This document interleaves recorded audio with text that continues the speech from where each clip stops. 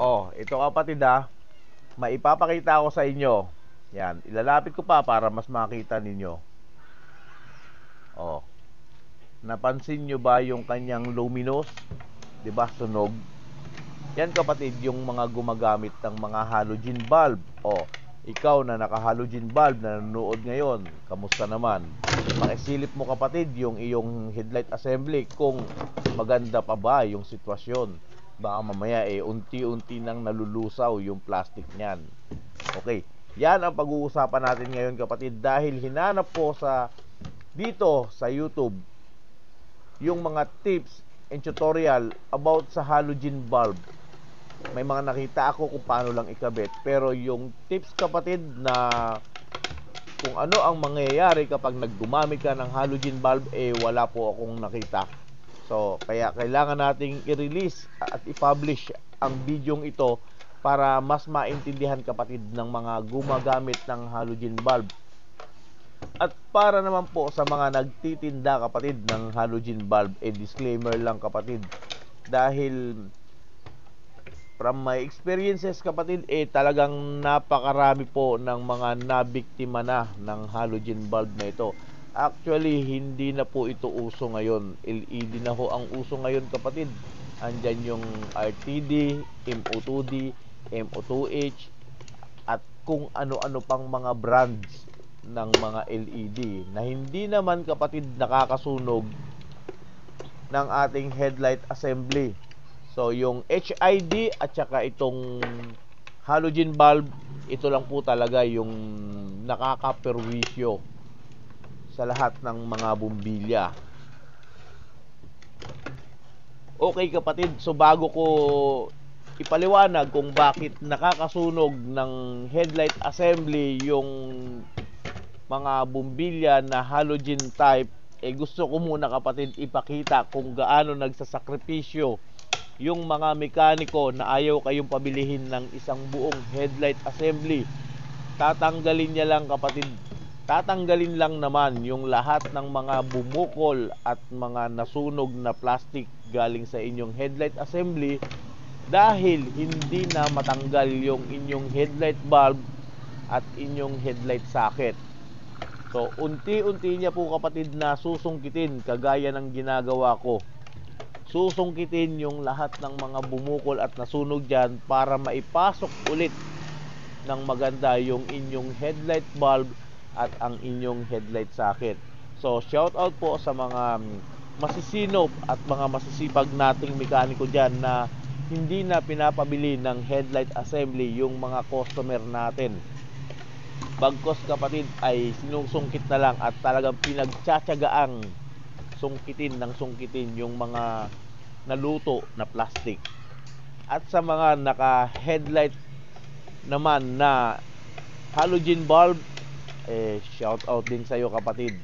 Sana mapatapos mo ang video ito dahil para sa iyo talaga ito. Okay, so nasusunog kapatid yung ating headlight assembly dahil sa sobrang init.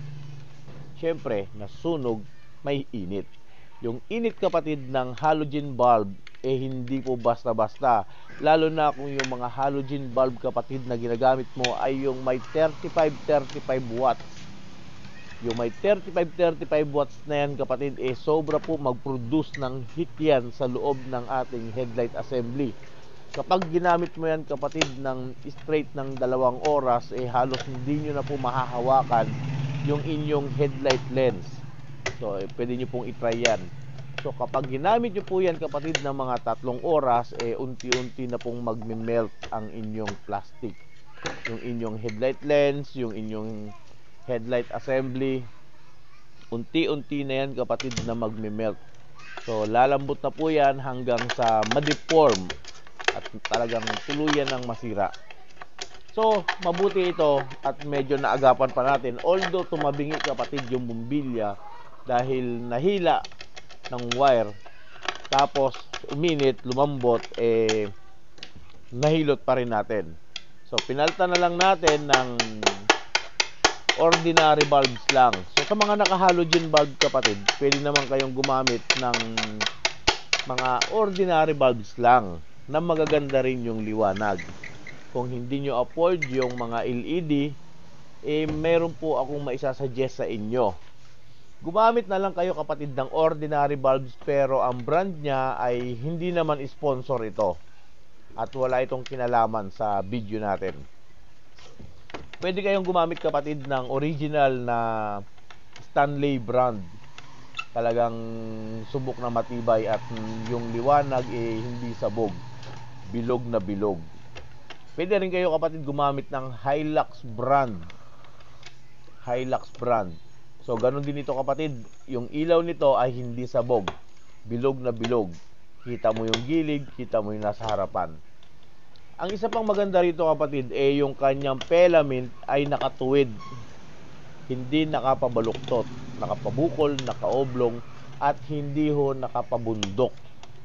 So sa mga hindi po nakakaalam kapatid ng filament, ito po yung parang coil, parang spring sa loob ng ating headlight bulb na kung saan siya yung umiilaw, siya yung nasusunog, siya yung pinapasukan ng negative at positive. Kung may makita po kayo dyan na parang spring, yan na po yun.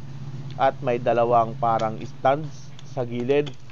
So dyan po dumadaan sa isang stand yung negative at dito naman sa kabilang stand yung positive. Kaya yan kapatid ang pinagsasalubungan ng negative at positive. So kapag nagsalubong po ang negative at positive dyan, aapoy po yan at magpuproduce na po yan ng liwanag. Yung liwanag natin tatama sa ating mga luminous, yung nakikita nyo sa headlight ninyo na parang kulay chrome, kulay silver. So pag bumanda po yan doon, nag-reflect yan doon, lalakas na po yung ilaw natin. So ganun po yung sistema niyan.